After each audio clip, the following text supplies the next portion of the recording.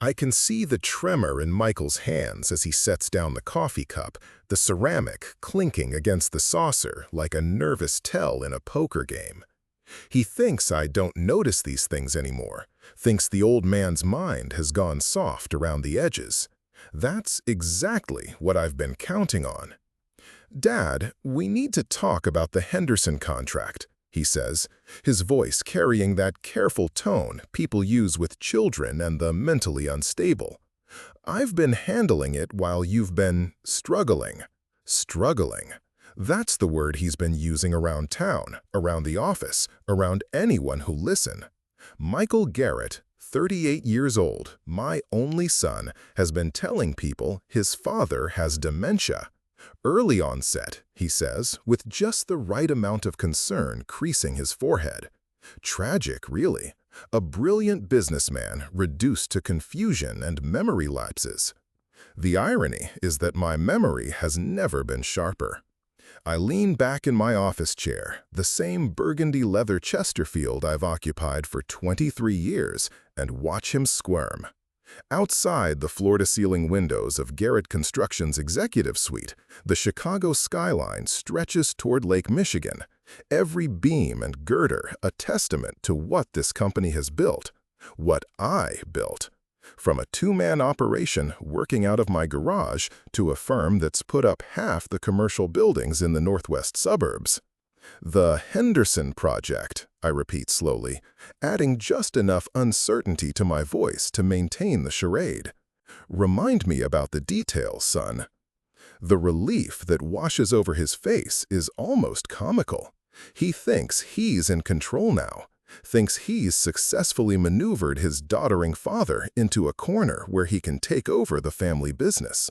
What he doesn't know is that I've been 3 steps ahead of him for months, watching every move, documenting every lie, every manipulation.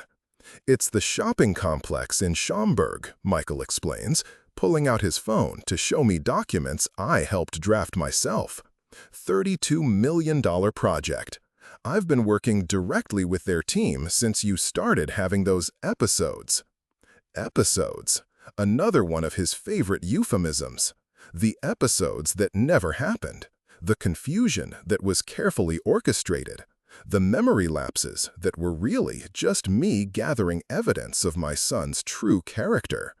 It started 6 months ago when I overheard him on a phone call speaking in hushed tones to his wife Sarah about when the old man finally steps down. The casual cruelty of it hit me like a gut punch. Not if, but when. As if my stepping aside was already a foregone conclusion, just a matter of timing and proper manipulation. That's when I decided to give him exactly what he seemed to want, an opening. The first incident was beautifully simple.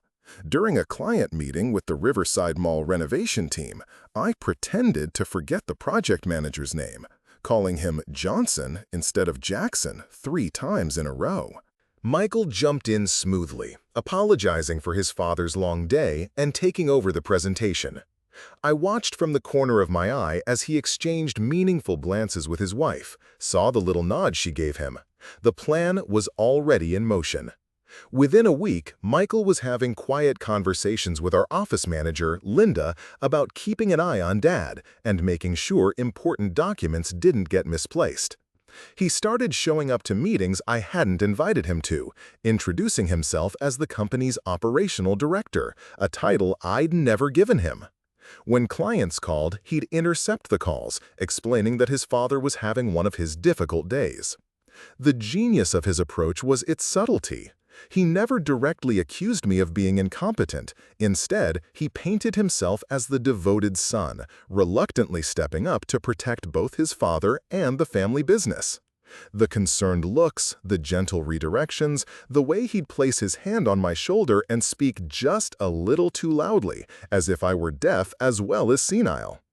"I think we should consider expanding the timeline on Henderson," Michael continues, his confidence growing as he believes I'm buying into his performance.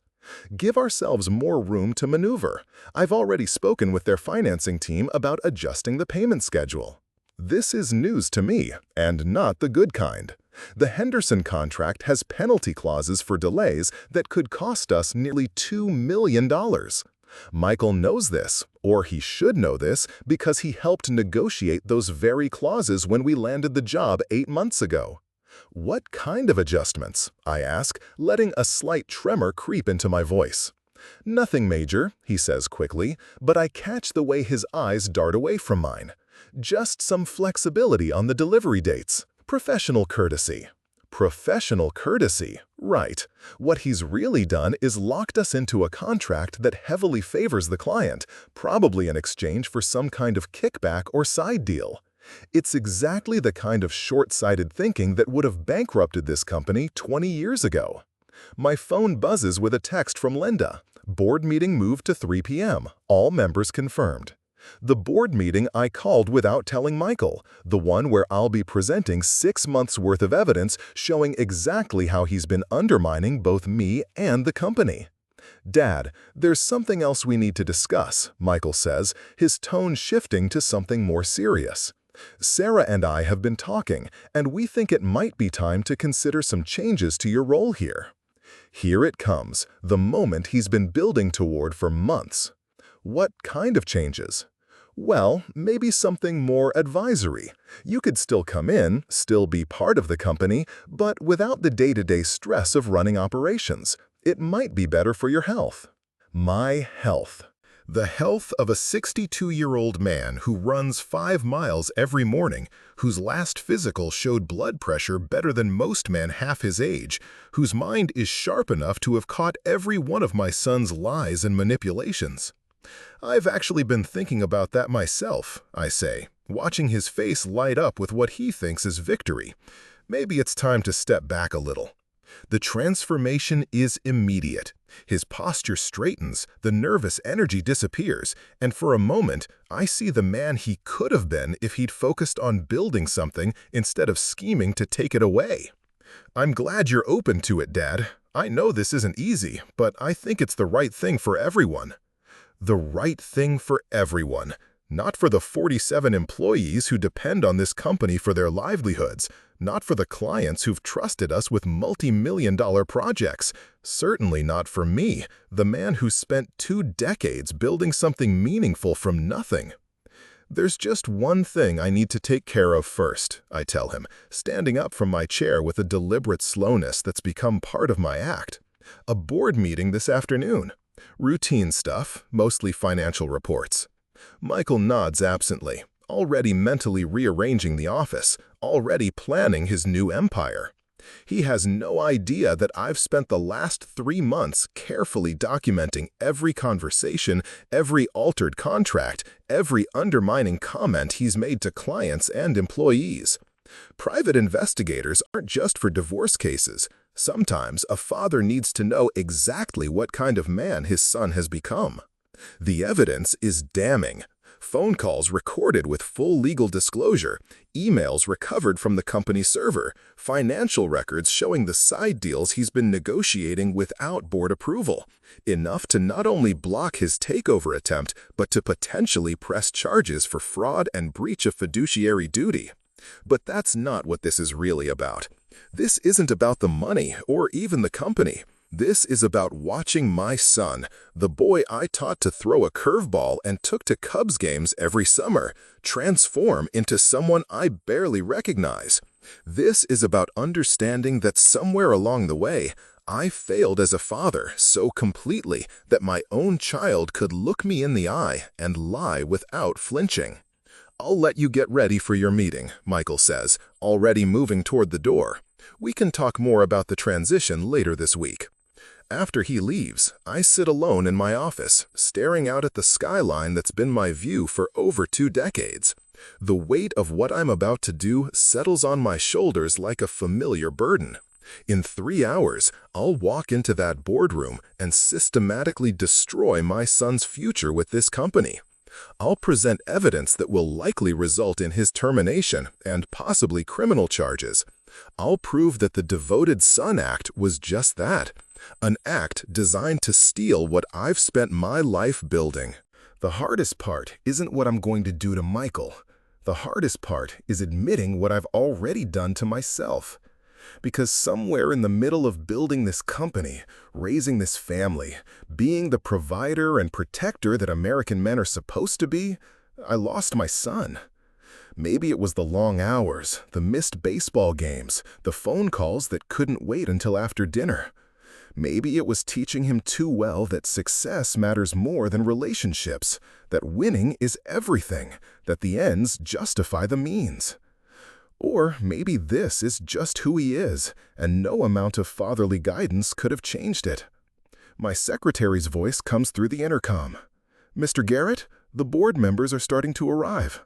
"I'll be right there, Linda."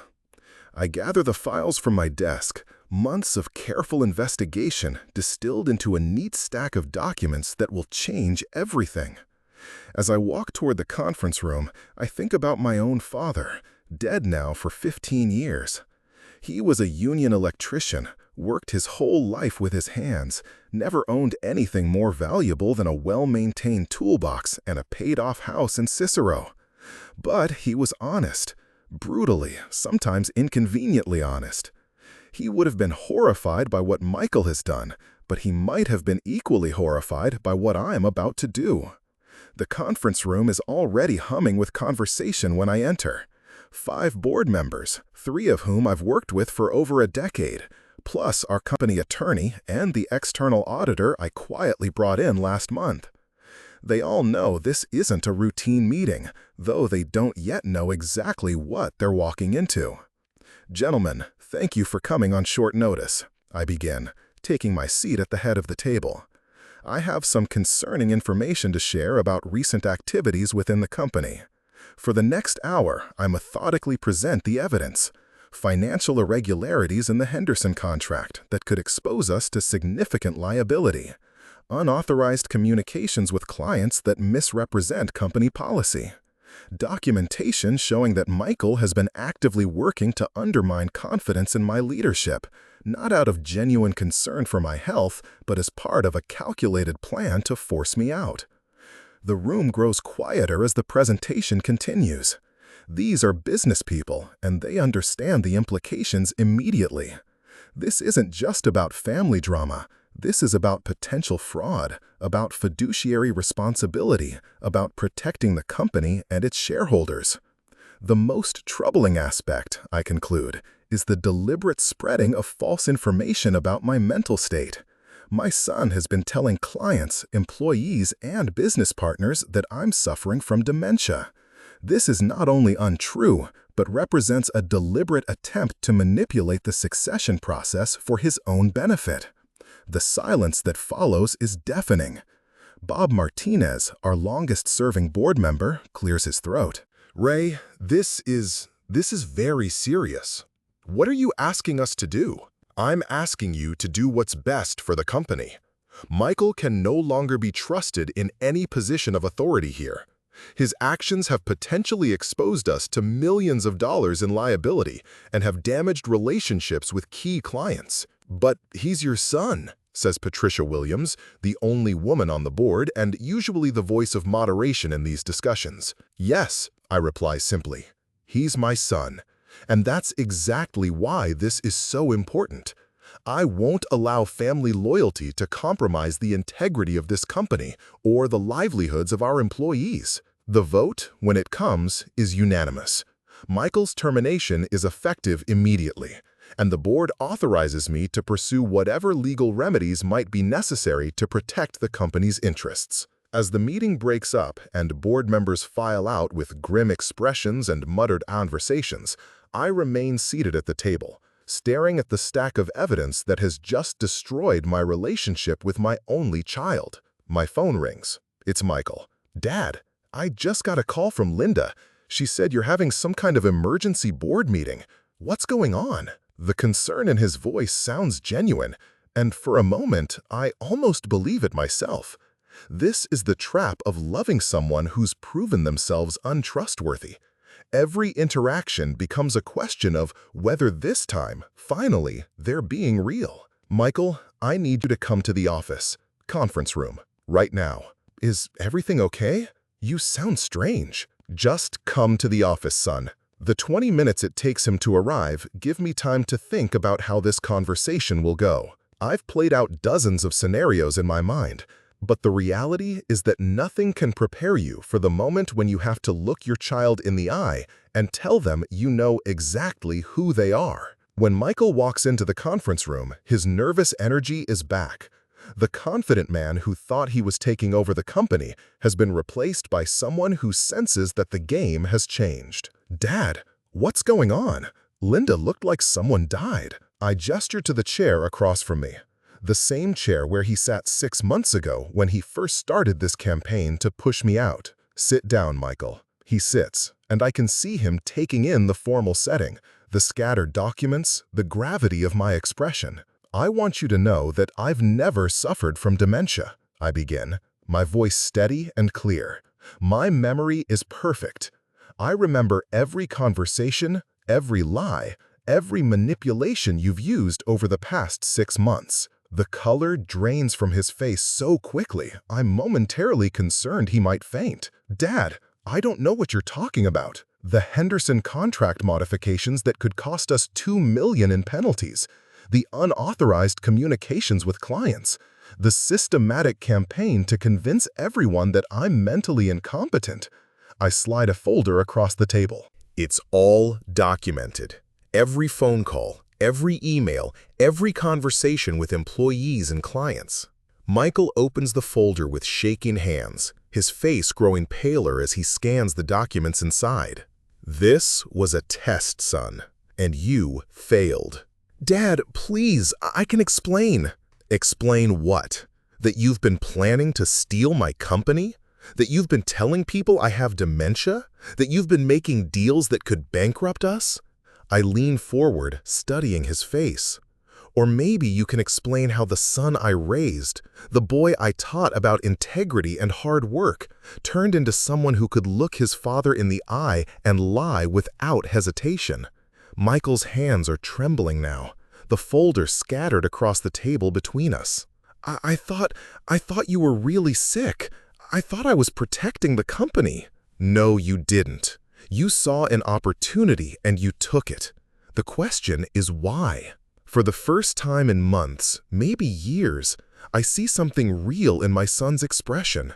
Not the calculated concern or the manipulative charm, but genuine emotion.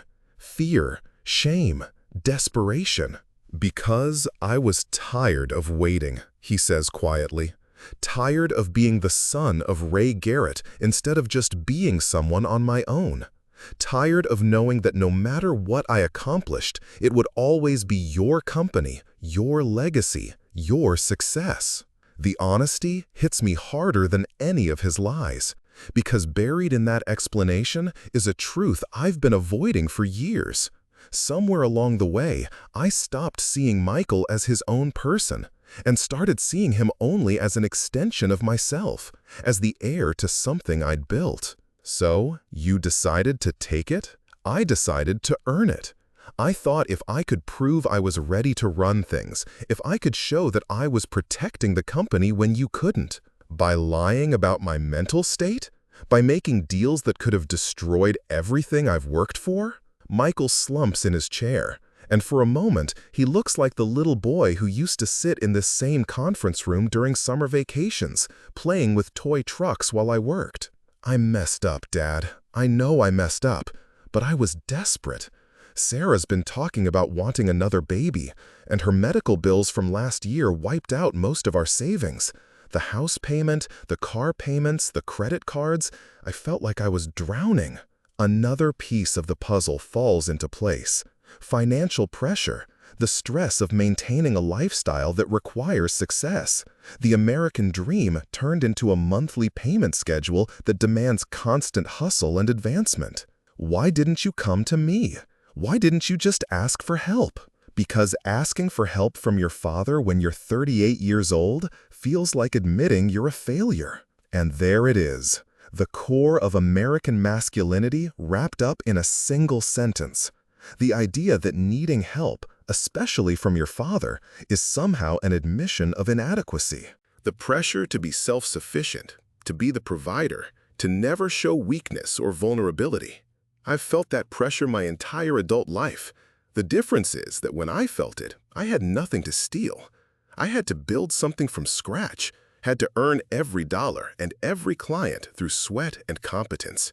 Michael grew up watching the end result without understanding the process, seeing the success without appreciating the sacrifice. The board voted to terminate your employment, I tell him, effective immediately.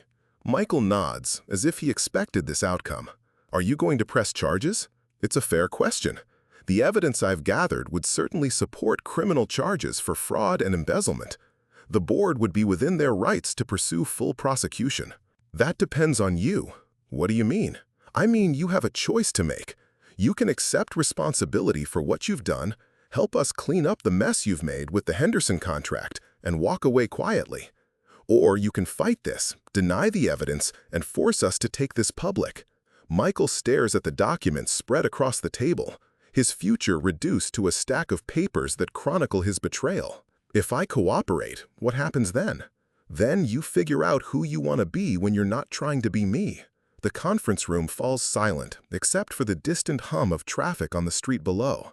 I watch my son process the destruction of everything he thought he wanted, everything he thought he deserved. I never meant for it to go this far, he says finally. It started small, just staying in the loop on projects, making sure nothing fell through the cracks. But then I started thinking about how I could do things differently, better. And then, you convinced yourself that the ends justified the means. Yeah, I guess I did. I stand up and walk to the window, looking out at the city that's given me everything I've ever achieved. Somewhere out there, my 47 employees are finishing their workday, going home to families they support because of the jobs this company provides. They deserve better than to have their livelihoods threatened by family drama and bad decisions. You know what the worst part is, Michael? What? You're actually talented. You have good instincts, you understand the construction business. You're smart enough to have built something impressive on your own. Instead, you chose to try to steal something that was already built. I turn back to face him. This man who shares my DNA but seems like a stranger. Your grandfather used to tell me that a man's character isn't determined by what he builds, but by what he's willing to destroy to get it. Michael wipes his eyes with the back of his hand, and I'm reminded that, despite everything, he's still my son. Still the kid who used to help me carry tools to the truck, who wore a miniature hard hat to construction sites, who told his teachers he wanted to build skyscrapers when he grew up. What do I tell Sarah? You tell her the truth, all of it, and then you figure out how to rebuild your life based on honesty instead of manipulation. Will you ever be able to forgive me? It's the question I've been dreading, the one that gets to the heart of everything we've lost. Because forgiveness isn't just about absolving someone else's sins. It's about admitting your own role in creating the circumstances that made those sins possible. I don't know, I answer honestly. I don't know if I can forgive you for what you've done, and I don't know if you can forgive me for what I failed to do as your father. Michael stands up slowly, gathering the scattered documents and placing them back in the folder. For what it's worth, Dad, I really did think I was doing the right thing. At least at first. The road to hell, son. Yeah, I know. He walks toward the door, then stops and turns back. Are you really okay? I mean, health-wise? Despite everything, I almost smile. Even now, even after everything that's been revealed, there's still a part of him that's genuinely concerned about his old man. I'm fine, Michael. Physically, anyway. Emotionally, well, that's gonna take some time. After he leaves, I remain in the conference room as the sun sets over Chicago, painting the sky in shades of orange and red that remind me of the autumn when Michael was born. I was 34 then, not much younger than he is now, convinced that I could provide for my family by working harder and longer than anyone else in the industry. I succeeded, in most measurable ways. The company thrived, the bank account grew, the house in Whitnaka got bigger and more impressive. But somewhere in the process of building an empire, I forgot to build a relationship with my son that was based on anything other than the expectation that he would eventually take over what I'd created. My phone buzzes with a text from my wife, Ellen. How did the board meeting go? Ellen knows about Michael's deception, has known for weeks. She was the one who first suggested that his behavior was too calculated to be motivated by genuine concern. She was also the one who urged me to find a way to address this without destroying our family entirely. It's done, I text back. I'll tell you everything when I get home. Is he okay? No, but maybe that's what he needs to be. I pack up the remaining documents and turn off the conference room lights. Tomorrow, I'll have to start the process of repairing the damage Michael caused, renegotiating contracts, rebuilding relationships with clients who may have lost confidence in the company's stability. It'll be expensive and time-consuming, but it's fixable. What might not be fixable is the relationship with my son, because trust, once broken, doesn't heal the same way as a broken bone or a torn muscle. It heals like scar tissue, functional, but never quite the same as what was there before. As I drive home through the familiar streets of the northwest suburbs, I think about my father again. He died before Michael's behavior became a problem, before the pressure of success and expectations turned my son into someone willing to betray his own family. I wonder what advice he would have given, what wisdom he might have shared about raising children in a world where financial success often comes at the cost of everything else. The house is dark except for the kitchen light when I pull into the driveway. Ellen is waiting at the kitchen table with 2 cups of coffee and the evening newspaper spread between them. "How bad?" she asks without preamble. "Bad, but contained." I sit down across from her and tell her everything: the board meeting, the confrontation with Michael, the decision not to press charges as long as he cooperates in cleaning up the mess he's made. "Do you think he'll actually follow through?" Ellen asks. "I don't know. I'm not sure I know who he really is anymore." Ellen reaches across the table and takes my hand. After 35 years of marriage, she still has the ability to ground me when everything else feels unstable. "He's still our son, Ray, even after all this." "Is he? Because the son I thought I raised wouldn't have been capable of what he did." "Maybe the son you thought you raised was a fantasy. Maybe this is who he's always been, and we just didn't want to see it." It's a harsh possibility, but not one I can dismiss. How many warning signs did I miss over the years?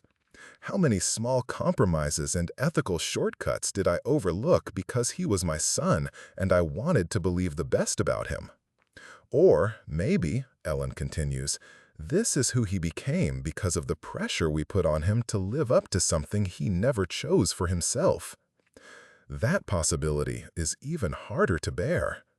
The idea that my own expectations, my own dreams for his future, somehow contributed to turning him into someone capable of betrayal.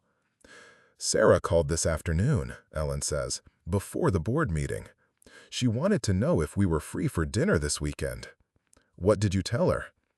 "I told her I'd have to check with you." "But Ray, she doesn't know about any of it. She still thinks Michael is being the devoted son, taking care of his father's business interests." "Sarah, Michael's wife of 12 years, a good woman who deserves better than to be married to someone willing to lie and steal. She'll find out soon enough. Michael will have to tell her when he comes home tonight without a job and with the possibility of criminal charges hanging over his head. This is going to destroy more than just our relationship with Michael, I realize. This is going to blow up the whole family." Ellen nods grimly. "Sarah will be devastated. And the kids." Michael and Sarah have 2 children, Emma, age 10, and Jake, age 7. My grandchildren, who until today saw their father as a successful businessman following in their grandfather's footsteps. Tomorrow, they'll start learning that the adult world is more complicated and more painful than they could have imagined. Maybe there was another way, I say. the weight of the day finally settling on my shoulders. Maybe I could have handled this differently. How? By letting him steal your company?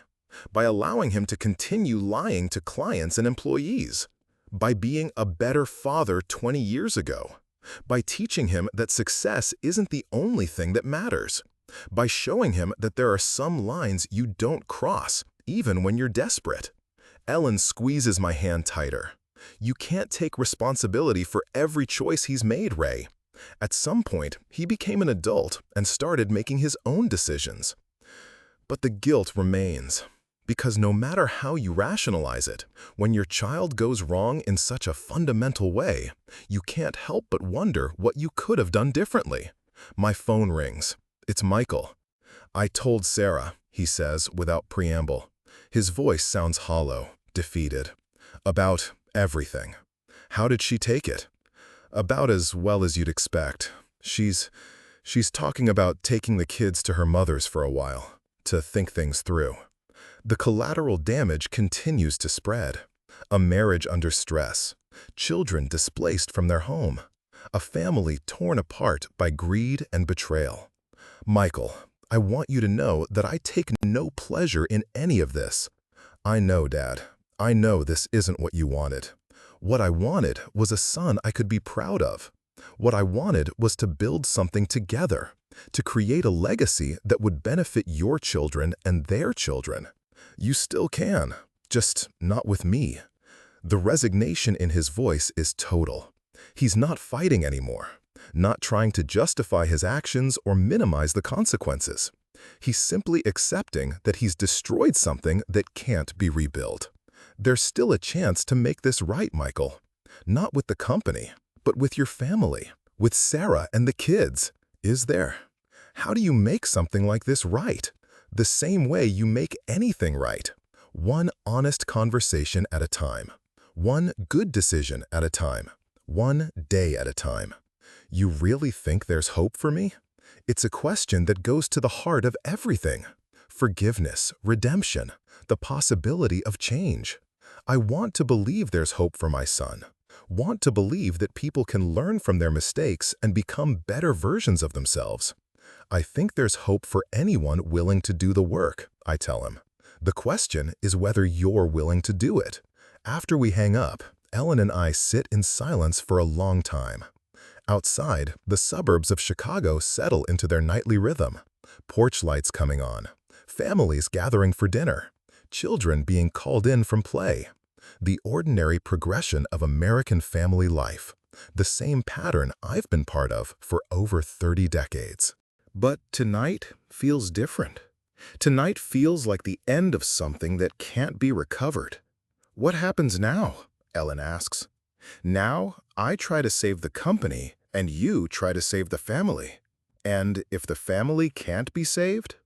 I look at this woman who stood by me through every challenge, every success, every failure, who raised our son with love and discipline and good intentions, who did everything right and still watched him make choices that have torn us all apart. Then we figure out how to live with that, I say. And we hope that someday our grandchildren will understand why we had to make the choices we made. Ellen nods, and I can see the tears she's been holding back finally starting to fall. Because this isn't just about business ethics or family loyalty. This is about watching your child become someone you don't recognize, someone you're not sure you can love the same way you did before you knew who they really were. But love isn't always a choice. Sometimes it's just a fact, persistent and painful and impossible to escape. I love my son, even knowing what he's done. I love him, even knowing I can't trust him. I love him, even knowing that our relationship may never recover from this betrayal. The question now is whether love is enough to survive the truth. 3 days later, I'm back in my office, working on damage control. The Henderson contract has been renegotiated, expensively but successfully. Several other clients have been reassured about the company's stability and leadership continuity. The employees have been briefed on Michael's departure with a carefully worded explanation about pursuing other opportunities. Only the board members know the full truth, and they're bound by confidentiality agreements to keep it that way. Linda knocks on my door and peeks her head in. "Ray, there's someone here to see you. Says it's personal." I look up to see Sarah standing in the doorway, looking like she hasn't slept in days. Her usually perfect appearance is disheveled, her eyes red from crying. "Sarah, come in." She closes the door behind her and sits in the same chair where Michael sat 3 days ago when his world collapsed. "I need to understand what happened," she says without preamble. "Michael told me his version, but I need to hear it from you." For the next hour, I walk her through everything. The fake dementia symptoms, the documented lies, the financial irregularities, the systematic attempt to undermine my authority. I show her the same evidence I presented to the board. Watch her face crumple as she realizes the full scope of her husband's deception. "I had no idea," she says when I finish, "about any of it. I thought he was being the perfect son, stepping up to help when you were struggling. I know you didn't know. Michael was very careful to maintain the facade with everyone." "But there were signs, weren't there? Things I should have noticed?" Sarah is doing what everyone does in these situations, looking for clues they missed, trying to find some way they could have prevented this disaster. "Maybe, but Michael is very good at telling people what they want to hear. He was good at it. I don't think I'll ever believe anything he says again." The pain in her voice is raw, immediate. She's not just dealing with the revelation of her husband's betrayal. She's dealing with the realization that her entire marriage may have been built on lies and manipulation. "Sarah, I need you to know that I take no pleasure in any of this. Michael is my son and your family. I never wanted things to end this way. But they have ended this way. And now I have to figure out how to explain to my children why their father doesn't have a job anymore, why we might have to sell the house, why everything they thought they knew about their family was wrong." The ripple effects continue to spread. 2 innocent children who will grow up with the knowledge that their father was capable of lying and stealing, that their grandfather was forced to destroy their father's career to protect his business. What are you going to do? "I don't know. Michael wants to try counseling, wants to rebuild our marriage. But how do you rebuild something when you realize you never really knew the person you were married to?" It's the same question I've been asking myself about my son. How do you love someone when trust has been completely shattered? Maybe you start by figuring out who he really is now, instead of who you thought he was before. Sarah nods, wiping her eyes with a tissue from my desk. "I brought something for you," she says, reaching into her purse and pulling out an envelope. "Emma wrote you a letter. She doesn't understand what's happening, but she knows something's wrong. She wanted you to know that she still loves her grandpa." I open the envelope with trembling hands. Inside is a crayon drawing of 2 stick figures standing next to a tall building with "I love you, Grandpa," written in a 10-year-old's careful handwriting. For the first time since this whole mess started, I feel tears threatening to overflow. Because this is what's really been lost, not just my relationship with Michael, but the innocence of children who trusted that the adults in their lives were good people doing the right things. "Tell Emma I love her too," I manage, "and that none of this is her fault or Jake's fault." "I will. But Ray, I need to ask you something, and I need you to be honest with me." "Okay. Is there any chance Michael can come back from this? Is there any chance he can become the man I thought I married?" It's the question that haunts every parent, every spouse, every person who loves someone who's made terrible choices. Is redemption possible? Can people really change? "I don't know," I answer honestly. "I hope so." For your sake, for the children's sake, for his sake. But change has to come from him. He has to want to be different more than he wants to avoid the consequences of who he's been. After Sarah leaves, I sit alone with my granddaughter's drawing, thinking about legacy and what we pass down to the next generation. I built a successful company, but somehow failed to build a successful son. I accumulated wealth and respect and professional achievement, but couldn't instill the values that would have prevented this betrayal. Maybe that's the real tragedy of the American dream. The possibility that in pursuing success, we lose track of what actually matters. That in teaching our children to win, we forget to teach them how to lose with grace. That in showing them what they can achieve, we fail to show them who they should be. My phone buzzes with an email from the Henderson Project team.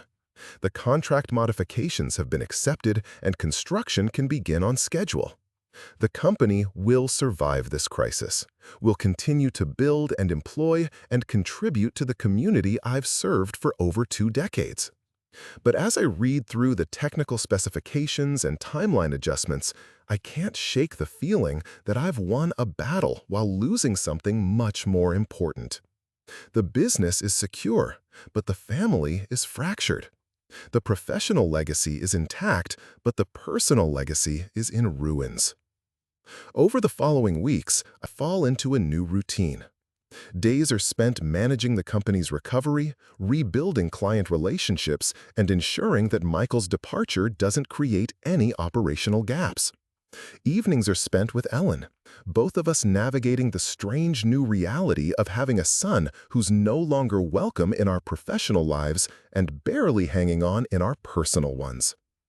Michael calls every few days, usually to update me on his progress in finding new employment or to ask for a reference that I can't ethically provide. These conversations are stilted, formal affairs that bear no resemblance to the easy relationship we had before I discovered his betrayal. We talk like business associates forced to collaborate on an unpleasant project, not like father and son. The hardest part is the silence where our shared future used to be. For years, our conversations were filled with plans for the company's expansion, ideas for new markets, dreams of building something together that would outlast both of us. Now we have nothing to plan for, nothing to build toward. The succession that was supposed to be the natural evolution of our relationship has been replaced by a permanent separation. 3 weeks after Michael's termination, I'm reviewing quarterly reports when Linda buzzes my intercom. "Ray, Ellen's on line 1. She says it's urgent." Ellen never calls during business hours unless something's wrong. My first thought is that something's happened to one of the grandchildren. "Ellen? What's going on?" Sarah filed for divorce this morning. Her voice is steady, but I can hear the underlying sadness. She called to let me know before the papers were served. Another domino falls. Another consequence of choices made in desperation and greed. Michael hasn't just lost his job and his relationship with his father. He's lost his wife and, in all practical terms, his children. How is she? Devastated, angry, relieved, all at the same time.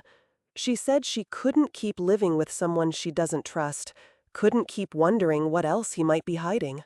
I understand Sarah's position, even sympathize with it, but I also feel a deep sadness for Michael, who's now losing everything he claimed he was trying to protect.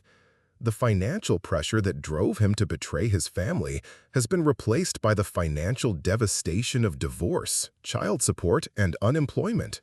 Has he found work yet? Nothing permanent. He's doing some consulting work for a small firm in Rockford, but it's not enough to maintain the lifestyle they've been living.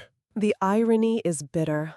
Michael's attempt to secure his family's financial future has resulted in their complete financial collapse. The house will have to be sold, the children will have to change schools, and Sarah will have to return to work after being a stay-at-home mother for 8 years.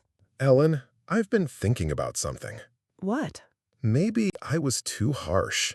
Maybe there was a way to handle this that didn't destroy everyone's life. Ray, we've been through this. You did what you had to do to protect the company and everyone who depends on it for their livelihood. But I'm his father. Shouldn't that have mattered more than business ethics? It's a question that's been haunting me for weeks. The tension between professional responsibility and family loyalty, between doing what's right for the company and doing what's right for my son. In the end, I chose the company, chose the 47 employees who had nothing to do with Michael's betrayal, over the son who created the problem in the first place. You're not just his father, Ray. You're also the CEO of a company that employs dozens of people and serves hundreds of clients. Sometimes being a leader means making decisions that hurt the people you love most. Ellen's right, but that doesn't make it easier to live with. Leadership often requires choosing between competing loyalties, and sometimes there's no choice that doesn't cause pain.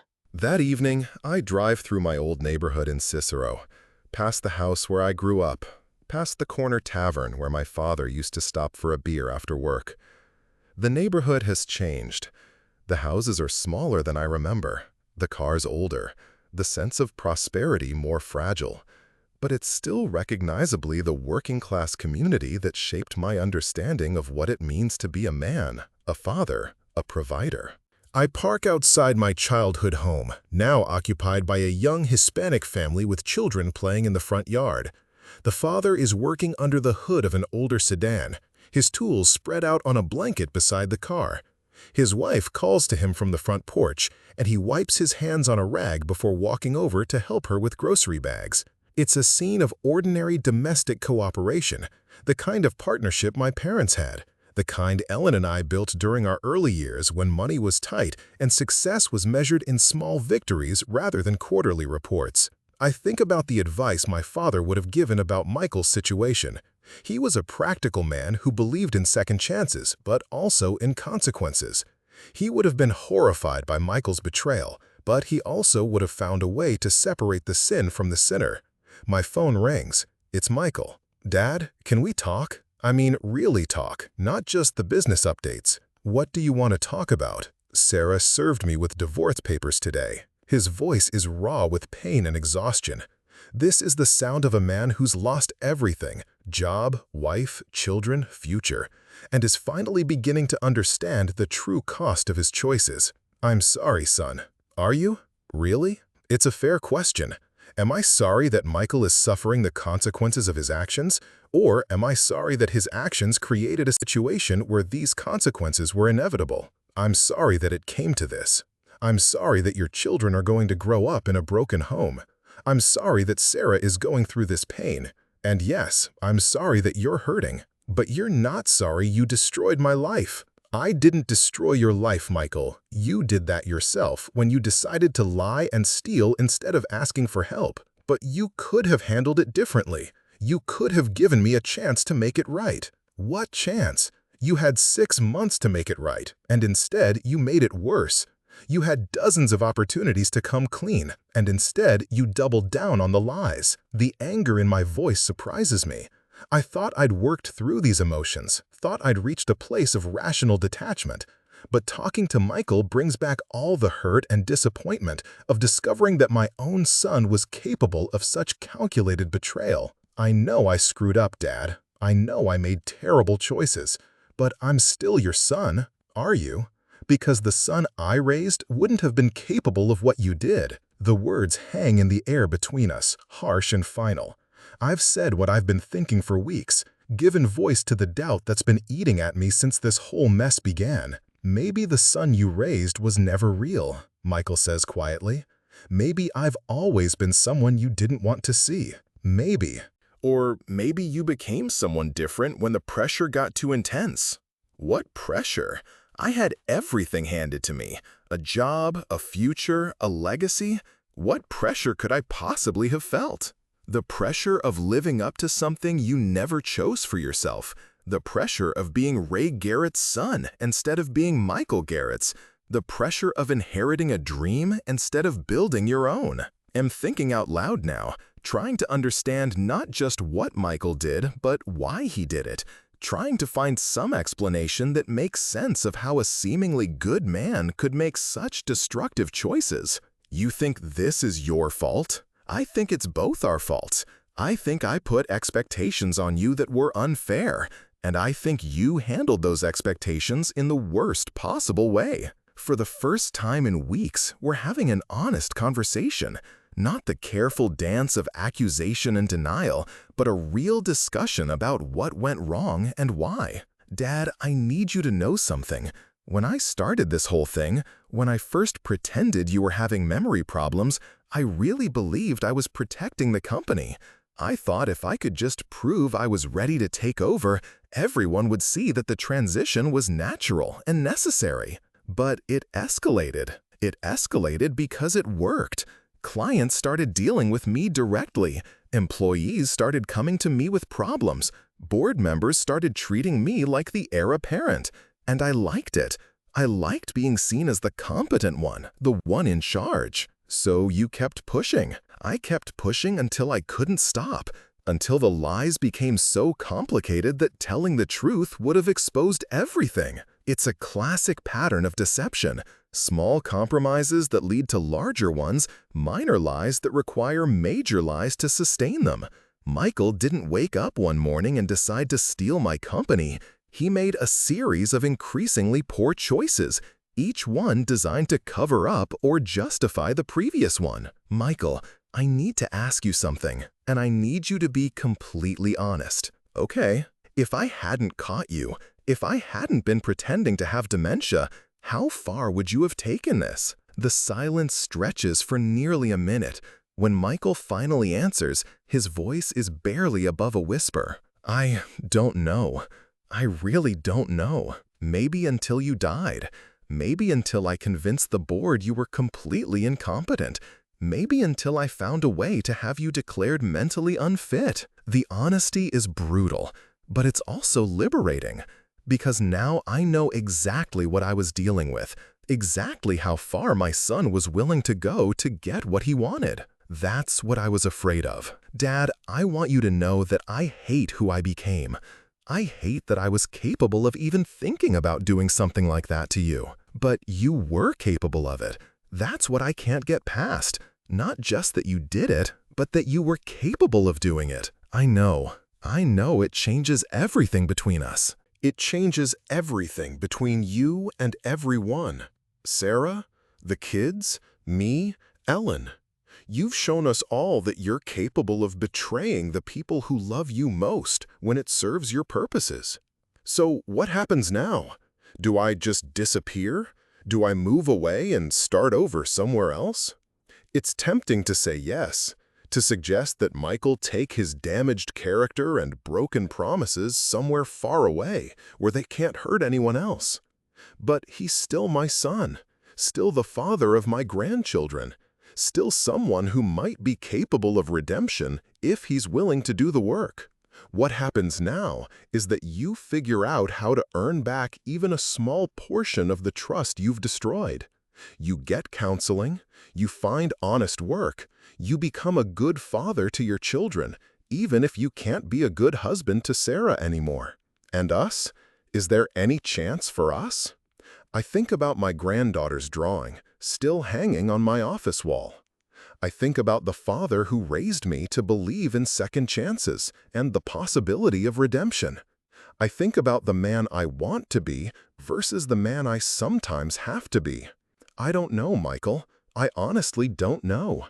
But I know that rebuilding trust starts with consistent honesty over a long period of time. It starts with proving through actions, not words, that you've changed. How long?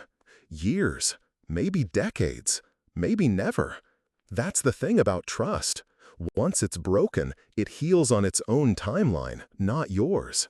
After we hang up, I drive home through the familiar suburbs, past the shopping centers and office parks and residential developments that represent the American dream made concrete. Everything looks the same as it did a month ago, but something fundamental has changed in my understanding of family, legacy, and the price of success. Ellen is waiting in the kitchen with dinner and questions about my conversation with Michael. He's starting to understand the scope of what he's lost, I tell her, but I'm not sure he understands why he did it in the first place. Do you understand why he did it? I think I understand part of it. The financial pressure, the expectations, the feeling of being trapped in a role he never chose. But I don't understand how those pressures could lead to the deliberate betrayal of family. Maybe that's not something you can understand unless you've felt it yourself. Ellen is right. I've never been in Michael's position, never had to live up to someone else's legacy, never felt the pressure of inherited expectations. I built something from nothing, which brought its own challenges, but also its own freedoms. Michael was born into a success he didn't earn and asked to maintain standards he didn't set. That doesn't excuse what he did, but it might explain it. The next morning, I'm in my office early, reviewing the Henderson project timeline, when Linda buzzes the intercom. "Ray, there's a gentleman here to see you. Says he's Michael's friend from college." Tom Morrison? I remember Tom. A good kid who studied engineering with Michael at Northwestern. Served as best man at his wedding. I haven't seen him in years. Send him in. Tom enters looking uncomfortable, clearly not wanting to be here, but feeling obligated to come anyway. "Mr. Garrett, I hope you don't mind me stopping by. I know things are complicated with Michael right now." "What can I do for you, Tom?" "I wanted you to know that Michael asked me to lend him money last month, $50,000. He said it was for a business investment, something about expanding Garrett Construction into new markets." Another piece of the puzzle. Michael wasn't just stealing from the company, he was lying to friends, manipulating people who trusted him to support what he claimed was a legitimate business opportunity. Did you give him the money? No. Something about his story didn't add up. He was evasive about the details, couldn't explain exactly how the investment would work, and honestly, $50,000 is more than I could afford to lose. You made the right decision. But here's the thing, Mr. Garrett. I've known Michael for 20 years, and this isn't who he used to be. In college, he was one of the most honest people I knew. He was the guy who would walk across campus to return a $5 bill he found on the ground. People change, Tom. They do. But they don't usually change this drastically without something causing it. I'm not making excuses for what he did, but I think there's more to this story than anyone understands. After Tom leaves, I sit with his observation for a long time. The Michael he described, honest, principled, concerned about doing the right thing, sounds like the son I thought I raised. Which raises the question, what happened to transform that person into someone capable of systematic deception and betrayal? Maybe the answer isn't that Michael was always capable of this behavior, but that he became capable of it under specific circumstances. Maybe the pressure of living up to expectations, combined with financial stress and a sense of entitlement, created a perfect storm that brought out the worst in his character. Or maybe I'm just a father looking for ways to excuse the inexcusable. That afternoon, I make a decision that surprises even me. I call Michael and ask him to meet me at the office. Not for business reasons, not to discuss company matters, but to have the conversation we should have had years ago about expectations, pressure, and what it means to be a father and son in America.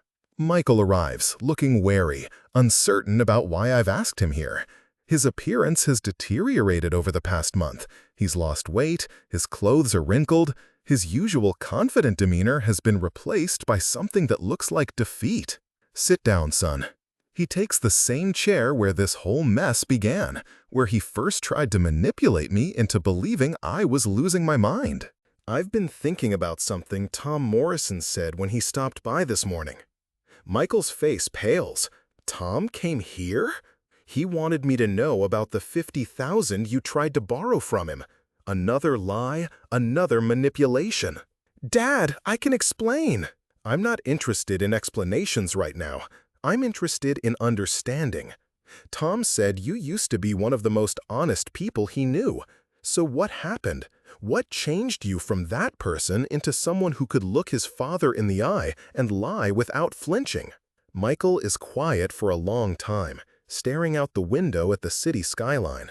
"I think it started when I realized I was never going to be as good as you." "What do you mean?" I mean that everything I accomplished, everything I achieved, was always measured against what you had already done. I could work 80-hour weeks and still be seen as the boss's son getting special treatment. I could come up with innovative solutions to problems and still be told I was following in my father's footsteps. There's pain in his voice that I've never heard before, a deep frustration that's been building for years.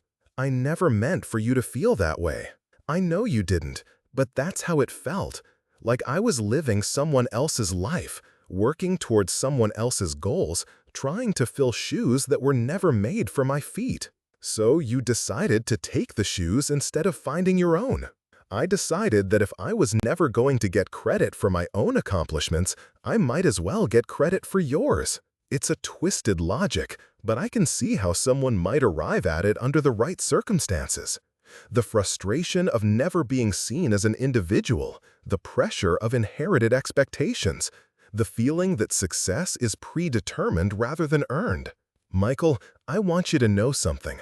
I'm proud of many things you've accomplished that had nothing to do with me or this company. Like what? Like the way you coached Emma's soccer team last year, even though you'd never played soccer yourself. Like the volunteer work you did after Hurricane Sandy, using your construction knowledge to help rebuild homes for families who couldn't afford professional contractors. Like the patience you showed with Jake when he was struggling with math homework. I can see tears forming in Michael's eyes as I list these accomplishments, these moments of genuine character that existed alongside the deception and manipulation. Those things mattered, Dad? Those things mattered more than any business success, because they showed me who you really were when you weren't trying to be someone else. But they didn't matter to you as much as the business. Maybe not. Maybe I did focus too much on professional achievement and not enough on personal character. Maybe I sent the message that what you did at the office was more important than who you were at home. It's a painful admission, but one that needs to be made. Because part of Michael's transformation into someone capable of betrayal might be rooted in a value system I inadvertently taught him, that success justifies almost anything, that winning is more important than how you play the game. Dad, I need you to know that I don't blame you for what I did. I made those choices. I told those lies. I betrayed your trust. That's on me, not on you. But the environment that made those choices seem reasonable, that might be partly on me. We sit in silence for a few minutes, father and son, trying to understand how we got to this place, how love and good intentions could result in such devastating consequences. Michael, I want to ask you something, and I need you to think carefully before you answer, okay? Do you want to be a better man than you've been? Not for me, not for Sarah, not for the kids, but for yourself. Yes, more than anything. Then we need to start with the truth, all of it. Not just about the company, but about everything. Your debts, your lies, your fears, your dreams.